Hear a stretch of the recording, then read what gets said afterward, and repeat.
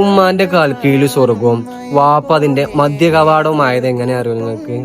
ഞാനൊരിക്കൽ കോളേജിൽ നിന്ന് വെറുതെ വീട്ടിലേക്ക് പോവുകയാണ്. സാധാരണ വീട്ടിലേക്ക് പോകുന്ന സമയത്ത് ഒക്കെ വിളിച്ചു വരാറുണ്ട്. അറ്റ്ലീസ്റ്റ് ഇവിടെ നിറങ്ങുന്ന സമയത്തെങ്കിലും വിളിച്ചു വരും. അന്ന് ഞാൻ വിളിച്ചു പറഞ്ഞിട്ടുണ്ടായിരുന്നില്ല.